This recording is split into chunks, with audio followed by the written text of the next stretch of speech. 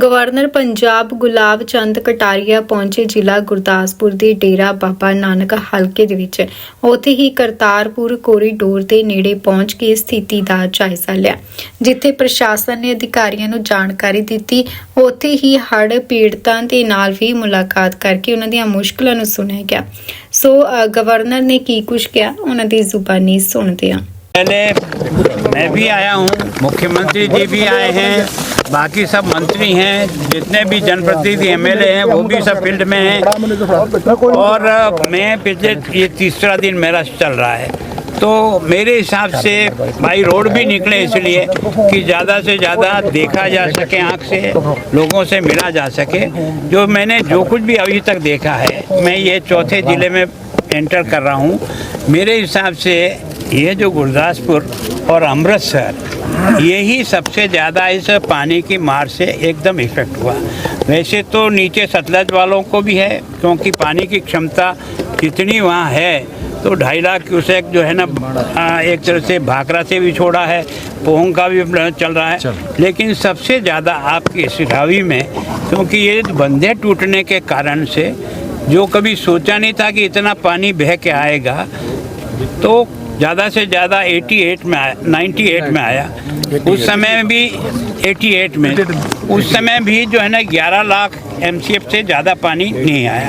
अब की बार 14 से भी ऊपर क्रॉस कर गया, 14 लाख क्यूसेक। तो उसके कारण से एरिया भी बहुत ज़्यादा समृद्ध हुआ, लोगों की बस्तियों में भी बहुत पानी भरा।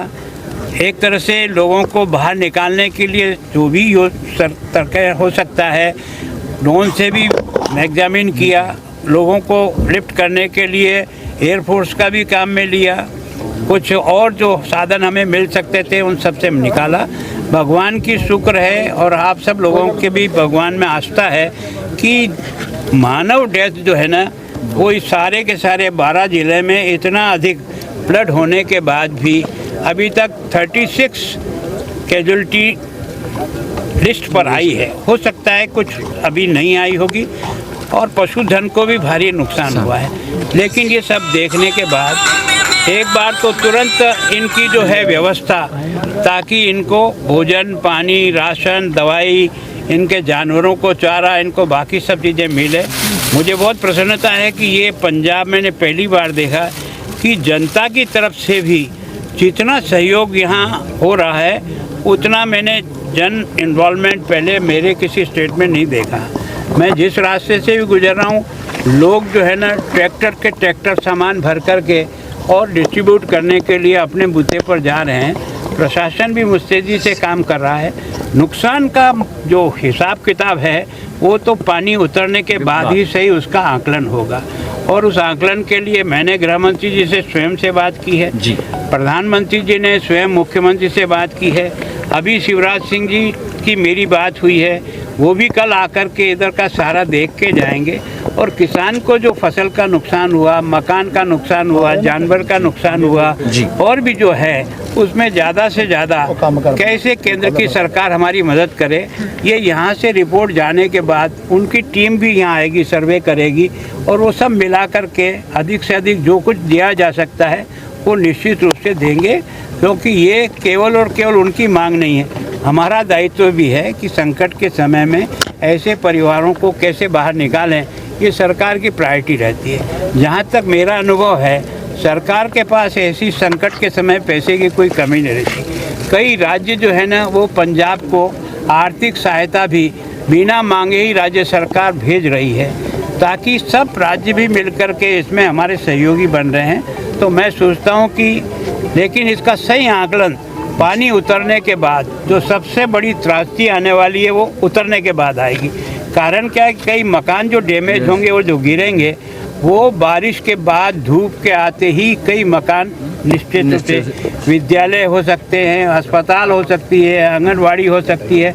मेरी प्रशासन से निवेदन है कि एक बार सब बिल्डिंगों का इंजीनियर के द्वारा वेरिफिकेशन के बाद ही बच्चों को और इन सरकारी जो बिल्डिंगें हैं उनमें प्रवेश उसके बाद ही दें।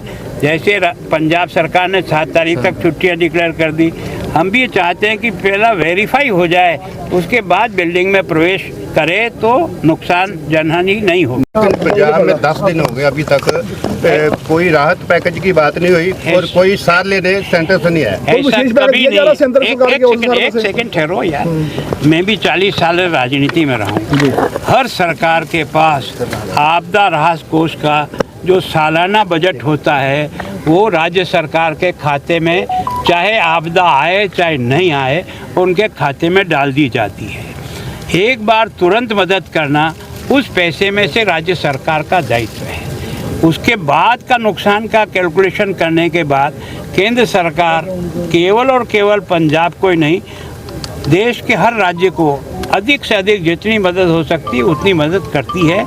ये मन में कोई शंका नहीं रखनी चाहिए कि पंजाब क्योंकि दूसरी सरकार है और वहाँ कोई, सरकारें भले ही बदल जाती है पर इंसान नहीं बदलता। पर सीएम तो कह रहे भी पंजाब को शेष पैकेज जो हमारा बकाया दर को ऐसा है कि मैं भी कह दूं कि 10 लाख करोड़ रुपए चाहिए, पर एनालिसिस करने के बाद जो वाजिब बनेगा देंगे। मांगना हमारा अधिकार है। आपसे भी अगर हम कभी पूछेंगे तो 1 से 4 बताओगे, नहीं बताओगे। राम धर्म से बात बोलना है, सच बात।